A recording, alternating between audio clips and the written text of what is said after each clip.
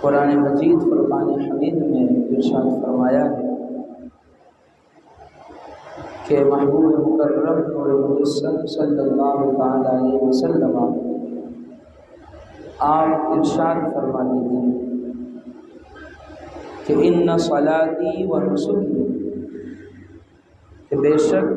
میری نمازیں اور میری قربانیاں،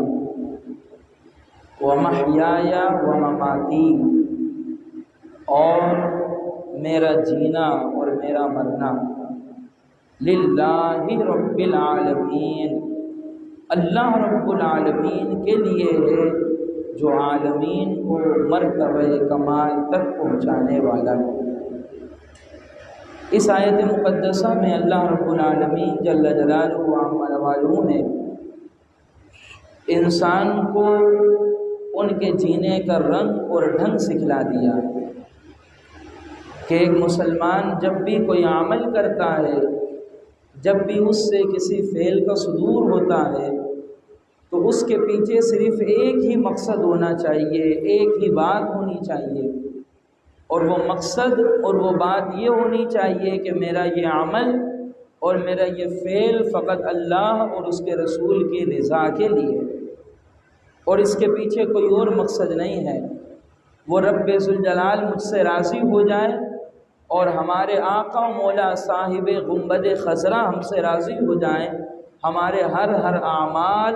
اور ہر فعل کا صرف مقصد یہی ہے۔ اللہ رب العالمین نے قرآن مجید فرقان حمید میں اس کو اپنے محبوب مکرم صلی اللہ تعالی علیہ وآلہ وسلم کے فعل ہم تک یہ پیغام پہنچایا اور تعلیم دیا۔ پھر آپ دیکھیے اللہ تعالیٰ نے انسان کو پیدا کیا تو انسان کے اندر اللہ تعالیٰ نے دونوں جذبات رکھے۔ ہمارے اندر حیوانی جذبہ بھی ہے اور ہمارے اندر ملکوتی جذبہ بھی ہے۔ حیوانی جذبہ کہ جب حیوانی جذبے کا ظہور ہوتا ہے اور حیوانی جذبے کا جب غلبہ ہوتا ہے، پھر یہی انسان دوسروں کے منہ سے لقمہ چھیننا شروع کر دیتا ہے، یہی انسان دوسروں کے لیے مشکلات پیدا کرنا شروع کر دیتا ہے، یہی انسان دوسروں کے لیے طرح طرح کی اس کو آزمائش میں مبتلا کر دیتا ہے، اور یہی انسان پھر دھوکہ دہی پر آ جاتا ہے، جھوٹ پر آ جاتا ہے، ظلم پر آ جاتا ہے، جبر پر آ جاتا ہے۔ یہ صرف اس وجہ سے کہ اس کے اندر حیوانی جذبہ موجود ہے، اور جب حیوانی جذبے کا ظہور ہوتا ہے تو ان تمام افعال کا صدور ہو جاتا ہے۔ اور پھر اللہ تعالیٰ نے صرف انسان کے اندر یہی جذبہ نہیں رکھا، بلکہ حیوانی جذبات کے ساتھ ساتھ اللہ تعالیٰ نے انسان کے اندر ملکوتی جذبہ بھی رکھا ہوا، کہ یہی انسان ہے کہ بعض دفعہ اس کا جی چاہتا ہے کہ اپنے لقمے کو کم کر کے کسی اور مسلمان کے منہ کا لقمہ بنا دے، اپنی ضروریات کو کم کر کے کسی اور کی ضرورت کو پورا کر دے، اپنی خواہشات کا قلع کما کر کے اپنی اولاد کی خواہشات کو پورا کر دے، اپنے جذبات کو توڑ کر اپنی بیوی اور بچوں کے جذبات کو پورا کر دے۔ یہ بھی انسان کے جذبات کا حصہ ہے۔ تو یہ جذبات جو ہے یہ ملکوتی جذبہ ہے۔ تو انسان کے اندر اللہ تعالیٰ نے دونوں جذبے رکھے ہوئے ہیں، وہ حیوانی جذبات سے بھی معمور ہوتا ہے اور اس کے ساتھ ساتھ وہ ملکوتی جذبات سے بھی بھرا ہوا ہوتا ہے۔ اب اللہ تعالیٰ نے ہم لوگوں کو ان جذبات کے ساتھ ساتھ عقل اور شعور کی نعمت عطا فرمائی ہے، ذہانت اور فطانت کی نعمت عطا فرمائی ہے، سوچنے اور سمجھنے کی صلاحیت عطا فرمائی ہے۔ اب یہ ہماری ذمہ داری ہے کہ ہم اپنی سوچ بچار کے ذریعے اپنی ذہانت اور فطانت کو استعمال کرتے ہوئے اپنے حیوانی جذبات کو رونتے چلے جائیں اور ملکوتی جذبات کے ماتحت ہو کر اپنی زندگی کو بسر کرتے چلیں۔ یہ ہماری ذمہ داری بن جاتی ہے۔ اب اگر آپ دیکھ لیجئے یہ دونوں جذبات ہیں، اس کو یوں سمجھ لیجئے کہ یہ ایک کیاری کے اندر دو درخت ہیں، کہ آپ جب ایک کیاری کے اندر دو درخت ہوں تو آپ اس کیاری کے اندر پانی ڈالیں گے تو آدھا پانی ایک درخت لے لے گا، آدھا پانی دوسرا درخت لے لے گا، اور جب آپ اس کیاری سے ایک درخت کو کاٹ دیں، فقط ایک درخت بچے، تو اب آپ جو بھی پانی ڈالیں گے وہ پانی فقط ایک ہی درخت لے گا۔ تو یہی معاملہ ہمارا اور آپ کا بھی ہے کہ ہمارے اندر، ہمارے دل کے اندر اللہ تعالیٰ نے دونوں جذبات رکھے ہوئے ہیں، دونوں چیزیں ہیں، حیوانی جذبہ بھی ہے، ملکوتی جذبہ بھی ہے۔ ہم جس قدر اپنے حیوانی جذبات کو روندتے چلے جائیں گے، ہم جس قدر اپنے حیوانی جذبات کا گلا گھونٹتے چلے جائیں گے، ہم جس قدر اپنے حیوانی جذبات کو مارتے چلے جائیں گے، ہمارا ملکوتی جذبہ اتنا ہی زیادہ جوان ہوتا چلا جائے گا، ہمارا ملکوتی جذبہ اتنا ہی زیادہ اوپر بالکل آ جائے گا کہ پھر بظاہر محسوس ہوگا کہ اب یہ بندہ ایسا ہو گیا ہے کہ حیوانی جذبات کے ماتحت اب یہ زندگی کو بسر نہیں کرتا، اس کی زندگی کا مقصد اور ماوا یہ ہے کہ اب اس کے اندر جو اللہ نے ملکوتی جذبہ رکھا ہوا ہے اب اس کے ماتحت یہ بندہ اپنی زندگی کو گزار رہا ہوگا۔ اور یہی ہم مسلمانوں کی زندگی کا مقصد ہے کہ اگر ہم اس سے پیچھے ہٹ جائیں اور اس سے کنارہ کشی اختیار کر لیں تو کبھی بھی ہم راہ حق تک نہیں پہنچ سکتے ہیں، اور ہماری زندگی کے جو مقاصد ہیں ہم کبھی بھی اپنی زندگی کے مقاصد کو پورا نہیں کر سکتے۔ اب آپ دیکھیے، دین اسلام کی سب سے بڑی خاصیت یہ ہے کہ یہ دین فطرت ہے، کہ ہماری فطرت کے جو تقاضے ہیں، ہماری طبیعتوں کے جو تقاضے ہیں، اللہ تعالیٰ نے اسلام کی عبادات کو، اس کے احکامات کو ایسے شکنجے کے اندر ڈال دیا ہے کہ ہماری عبادات بھی پوری ہو جاتی ہے اور ساتھ ساتھ ہماری طبیعت کے تقاضے بھی پورے ہو جاتے ہیں، ہماری فطرت کے تقاضے بھی پورے ہو جاتے ہیں۔ یہ اللہ تعالیٰ نے اسلام کے اندر ایک حسن رکھا ہوا ہے۔ اب یہی معاملہ آپ دیکھیے، اب یہ قربانی کا دن قریب ہے، اب آپ ذرا اب یہ حقیقت سامنے رکھیے کہ اللہ تعالیٰ نے ہمارے اندر حیوانی جذبہ بھی رکھا ہے اور اللہ تعالیٰ نے ہمارے اندر ملکوتی جذبہ بھی رکھا ہے، اور یہ ہماری فطرت کا تقاضا ہے کہ حیوانی جذبات کا صدور بھی ہم سے ہوگا اور ملکوتی جذبات کا صدور بھی ہم سے ہوگا۔ اب اللہ تعالیٰ نے ہمیں پیدا کر کے یوں بے لگام نہیں چھوڑ دیا کہ بس اب تم جانو تمہارا کام جانے، نہیں، بلکہ اللہ تعالیٰ نے ان جذبات کو ہمارے دلوں کے اندر رکھ کر ان جذبات کے صدور کی جگہوں کا تعین بھی کر دیا کہ ملکوتی جذبے کا جب ہمیں اظہار کرنا ہوتا ہے ہم اس کا اظہار اپنے ماں باپ سے کر رہے ہوتے ہیں، اس جذبات کا اظہار ہم اپنی بیوی سے کر رہے ہوتے ہیں، ہم اپنے بچوں سے کر رہے ہوتے ہیں، ہم مسلمانوں سے کر رہے ہوتے ہیں، ہم اپنے مسلمان بھائیوں سے کر رہے ہوتے ہیں کہ یہ ملکوتی جذبات کا اظہار ہوتا ہے۔ مگر جہاں تک معاملہ حیوانی جذبات کا ہے اب وہ بھی اللہ تعالیٰ نے جب ہمارے اندر رکھا ہوا ہے تو اس کو بھی تو کہیں نہ کہیں تو نکلنا ہے،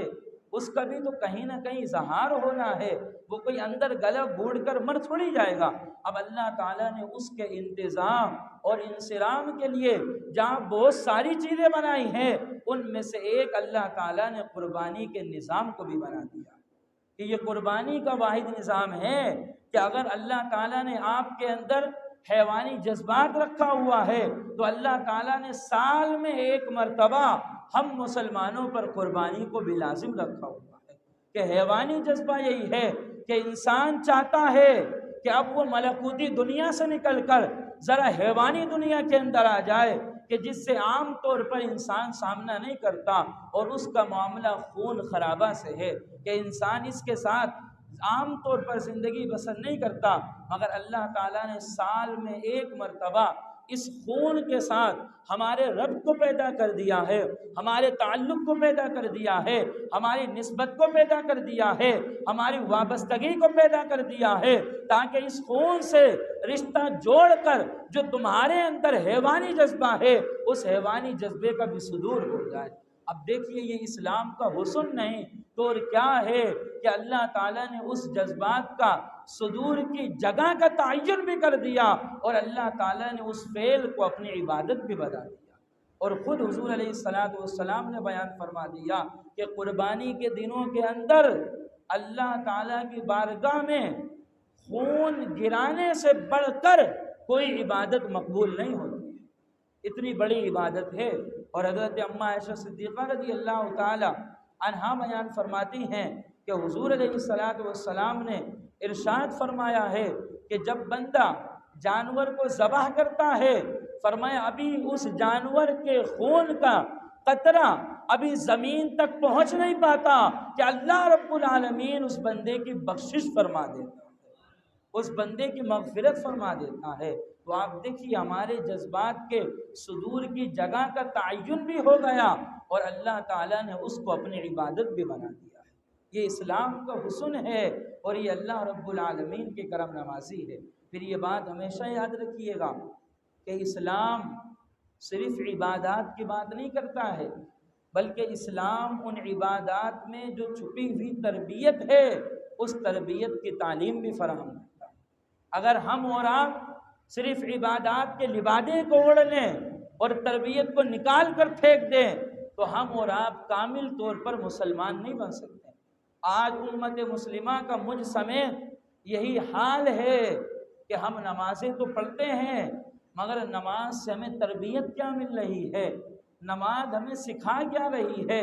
نماز ہمیں بتا کیا رہی ہے، نماز ہمیں کس منصب پر پہنچانا چاہتی ہے، نماز ہمارے اندر کیا تبدیلی پیدا کرنا چاہتی ہے، نماز ہمارے مزاج میں کیا تبدیلی پیدا کرنی چاہتی ہے۔ یہ جو تعلیم و تربیت کا دروازہ ہے، ہم نماز پڑھ کر عبادات کو تو پورا عمل کر رہے ہیں مگر تعلیم و تربیت کے دروازوں کو بند کیا ہوا ہے۔ آپ دیکھیے اللہ تعالیٰ نے ارشاد فرمایا ہے کہ ان الصلاۃ تنہا عن الفحشاء والمنکر، کہ یہ نماز کا حسن ہے، یہ نماز کی تعلیم ہے، یہ نماز کی تربیت ہے کہ جب بندہ نماز کی پابندی کرنا شروع کر دیتا ہے اور نماز پڑھنا شروع کر دیتا ہے تو نماز بندے کی تربیت کرنا شروع کر دیتی ہے۔ اور وہ نماز تربیت کیا کرتی ہے؟ بندہ نماز پڑھتا ہے اور نماز تربیت ایسی کرتی ہے کہ نماز پھر بندے کو ہر برائی اور ہر برائی سے پھر محفوظ رکھ لیتی ہے، ہر بے حیائی سے محفوظ رکھ لیتی ہے۔ تو آپ دیکھیے نمازی تو بہت ہیں مگر برائی سے بچنے والوں کی تعداد اتنی نہیں ہے، نمازیوں کی تعداد تو زیادہ ہے مگر بے حیائی سے بچنے والوں کی تعداد زیادہ نہیں ہے۔ تو معلوم یہ ہوا کہ ہم عبادات کو سمجھ کر رہے ہیں مگر اس عبادات کے اندر جو اللہ تعالیٰ نے تربیت چھپائی ہوئی ہے، تعلیم چھپائی ہوئی ہے، ہم اس تربیت تک اپنی رسائی نہیں کر پا رہے ہیں۔ اور جب عبادات صرف ہو بغیر تربیت کے تو بندہ اللہ کا بندہ تو بن جاتا ہے مگر وہ بندہ کامل طور پر مومن اور مسلم نہیں بن پاتا ہے۔ لہذا اس لیے ہر عبادات کے پیچھے اللہ تعالیٰ نے جو تربیت رکھی ہے، جو تعلیم رکھی ہے، ہمیں اس تربیت کے دروازے میں بھی داخل ہونا ہوگا، اس تعلیم کے دروازے میں بھی داخل ہونا ہوگا تاکہ ہم عبادات بھی کریں اور عبادات سے حاصل شدہ تربیت کو اپنی زندگی کے اندر داخل بھی کریں تاکہ ہم صحیح طور پر مسلمان اور مومن کہلانے کے حقدار ہو جائیں۔ اب یہی معاملہ قربانی کا بھی ہے۔ قربانی یہ عبادت ہے کہ اللہ تعالیٰ نے چند شرائط کے ساتھ مسلمانوں پر لازم کیا ہے کہ یہ شرائط پائی جائیں گے تو ان کو قربانی کرنا ہوگا، اور پھر وہ عبادت ہے۔ اب صرف یہ عبادت نہیں ہے بلکہ اس عبادت کے ساتھ ساتھ اللہ تعالیٰ نے تعلیم اور تربیت کا انتظام بھی کیا ہوا ہے۔ اب دیکھیے قربانی کے اندر جہاں بہت زیادہ تعلیم اور بہت زیادہ تربیت ہے، ایک سادہ سی تعلیم آپ دیکھ لیجئے کہ اللہ تعالیٰ نے اپنے دین کی سربلندی کے لیے اور مسلمانوں کی عزت اور مسلمانوں کی آبرو کی حفاظت کے لیے اور دیگر مقاصد کے لیے اللہ تعالیٰ نے مسلمانوں پر جہاد کو فرض کیا ہوا۔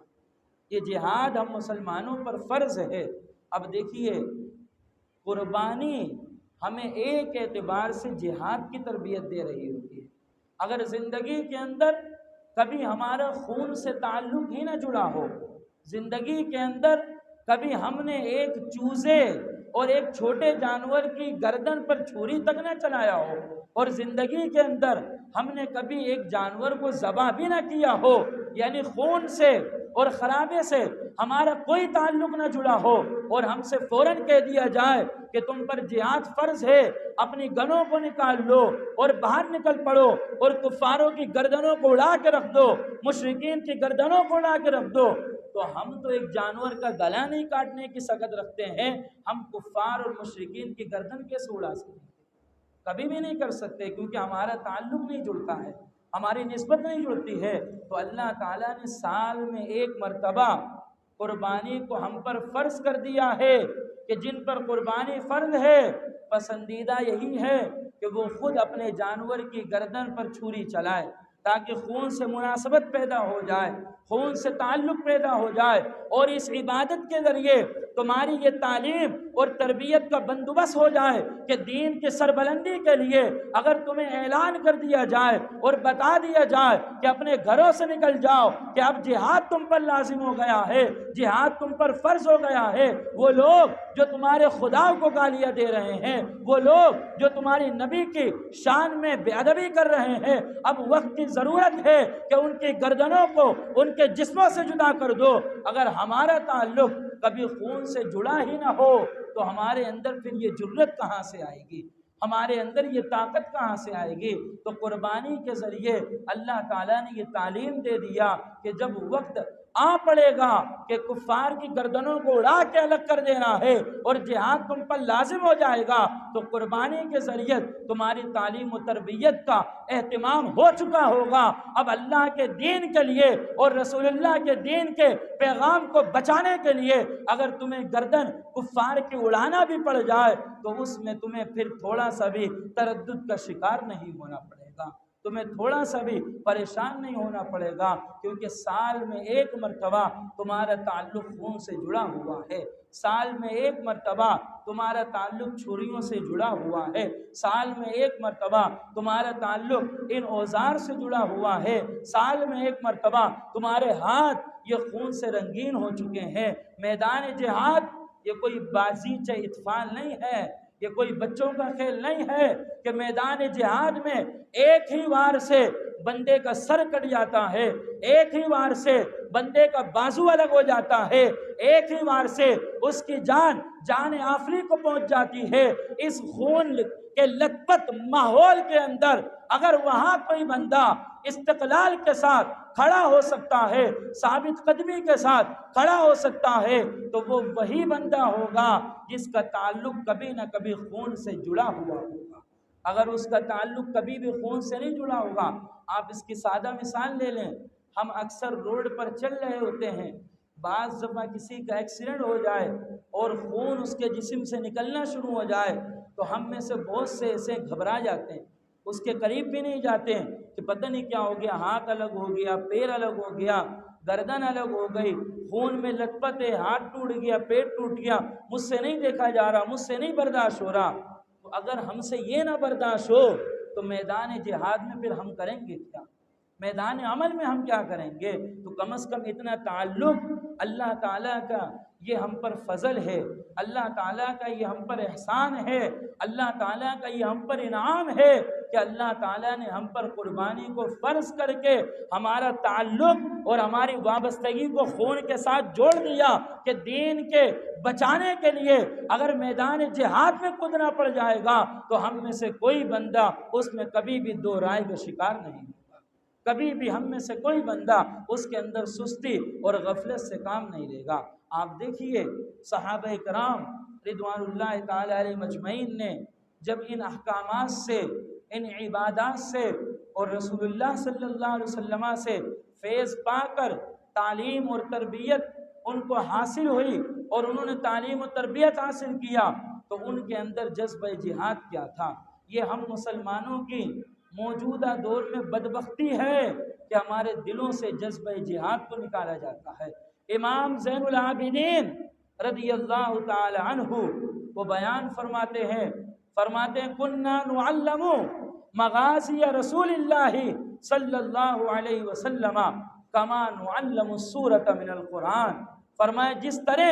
ہمیں قرآن کی صورتوں کو یاد کرایا جاتا تھا، ہمیں قرآن کی صورتوں کو سکھایا جاتا تھا، فرماتے ہیں اسی طرح ہمیں رسول اللہ کی جنگوں کی تعلیم دی جاتی تھی، ہمیں حضور علیہ الصلوۃ والسلام کے غزوات کی تعلیم دی جاتی تھی۔ تو یہ غزوات اتنی اہمیت کا حامل ہے، یہ جذبہ جہاد اتنی اہمیت کا حامل ہے کہ انسان کے دل کے اندر، مسلمان کے دل کے اندر جب جذبہ جہاد موجود ہوتا ہے، اللہ رب العالمین پھر اس امت کو زوال سے نکال کر، انحطاط سے نکال کر، پھر اللہ رب العالمین اس امت کو ترقی اور عروج کی راہ پر گامزن فرما دیتا ہے۔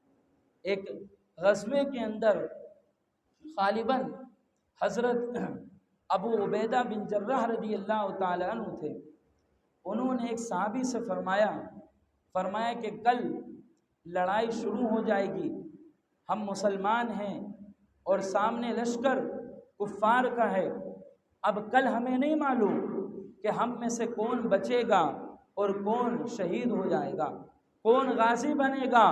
اور کون اپنی پاکیزہ روح کو رب کے حضور لے کر حاضر ہوگا، اس کا نہیں معلوم۔ چلو آؤ ہم دونوں ایک دعا کرتے ہیں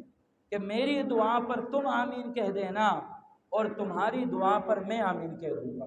تو وہ ایک سائڈ پر دونوں گئے اور پھر انہوں نے فرمایا کہ پہلے آپ دعا کیجئے۔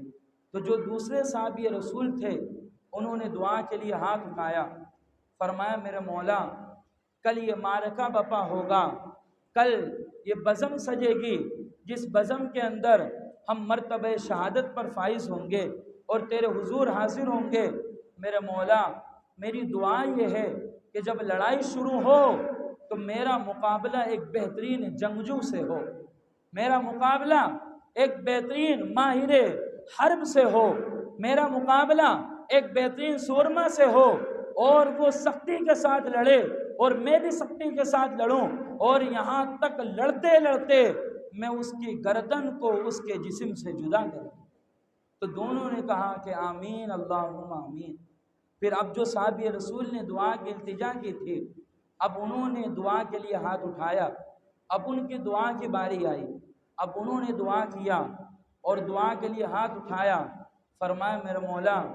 جس طرح انہوں نے دعا کری ہے کہ کل یہ بزم سجے گی جس میں بندہ غازی بھی بنے گا، جس میں بندہ شہید بھی بنے گا، ہم میں سے کسی کو نہیں معلوم کہ ہماری موت کا وقت کب مقرر ہے، مگر میرے مولا میری دعا یہ ہے کہ کل جب جہاد شروع ہو اور جنگ شروع ہو تو میرا مقابلہ بھی ایک بہترین جنگجو سے ہو، میرا مقابلہ بھی ایک بہترین سورما سے ہو، میرا مقابلہ بھی ایک ایسے فرد سے ہو جو آلات حرب کا ماہر ہو اور میں اس کے ساتھ لڑوں، وہ بھی میرے ساتھ لڑے۔ لڑتے لڑتے وہ بندہ میری ناک کو کاٹ کے جدا کر دے، لڑتے لڑتے جب میری ناک جدا ہو جائے تو پھر میرا کان کو جدا کر دے، اور جب میرا کان بھی جدا ہو جائے تو لڑتے لڑتے انتہا پر آ کر وہ بندہ میرے گردن کو جدا کر دے اور میں مرتبہ شہادت پر فائز ہوں، اور جب میں اپنے اس خون کو اور روح کو لے کر تیرے حضور حاضر ہوں تو پلٹ کر مجھ سے پوچھے بما جدی انفکا و اذنکا، اے میرے بندے بتا تیری ناک کے ساتھ یہ معاملہ کیوں ہوا ہے، تیرے کان کے ساتھ یہ معاملہ کیوں ہوا ہے، تیری ناک کو کیوں کاٹ دیا گیا ہے، تیرے کانوں کو کیوں کاٹ دیا گیا ہے، تیری گردن کو کیوں کاٹ دیا گیا ہے، تو نے کون سا ایسا جرم کیا تھا۔ جب رب مجھ سے وہ سوال کرے تو میں پلٹ کر کہوں میرے مولا میرا فقط ایک ہی جرم تھا، اور وہ جرم یہ تھا کہ میں نے تجھ سے اور تیرے محبوب سے کوٹ کوٹ کر محبت کیا ہوا، بس میرا ایک جرم تھا۔ اس جرم کی پاداش میں میری ناک کو بھی کاٹا گیا ہے، اس جرم کی پاداش میں میرے کان کو بھی کاٹا گیا ہے، اس جرم کی پاداش میں میری گردن کو بھی کاٹا گیا ہے، اور پھر رب پلٹ کر کہے کہ میرے بندے تو نے سچ کہا ہے کہ تو ہماری محبت میں ہی مرتبہ شہادت پر فائز ہوا ہے۔ تو جب تک صحابہ اکرام میں، تابعین میں، تبع تابعین میں، اسلاف میں، اکابرین امت میں، ہمارے باپ داداؤں کے اندر جذبہ جہاد موجود تھا، یہ تعلیم و تربیت ان کے پاس تھی، اللہ تعالیٰ نے اس امت کو کبھی بھی زوال کی طرف نہیں لے کر گیا تھا، کبھی بھی انحطاط کی طرف نہیں لے کر گیا تھا۔ تو یہ قربانی، یہ ہماری تعلیم دیتی ہے، یہ قربانی ہمیں سکھاتی ہے، یہ قربانی ہماری تربیت کرتی ہے کہ سال میں ایک مرتبہ اپنے تعلق کو خون سے جوڑ لو، سال میں ایک مرتبہ اپنے تعلق کو چھریوں سے جوڑ لو، سال میں ایک مرتبہ اپنے ہاتھوں کو خون کے ساتھ رنگین کر لو، تاکہ میرے دین کی سربلندی کے لیے جب تمہیں میدان جہاد میں اترنا پڑ جائے تو تمہیں کوئی تردد نہ ہو، تمہیں کوئی پریشانی نہ ہو، تمہیں کوئی مشکلات نہ ہو۔ یہ ہمارے رب کا ہم پر احسان ہے کہ وہ تعلیم بھی کرتا ہے تو اس تعلیم کو عبادت کا لبادہ اڑا دیتا ہے کہ تعلیم بھی مل جاتی ہے اور ساتھ اس عمل سے ہمارا رب بھی راضی ہو جاتا ہے۔ وَمَا عَلَيَّ إِلَّا الْبَلَاغُ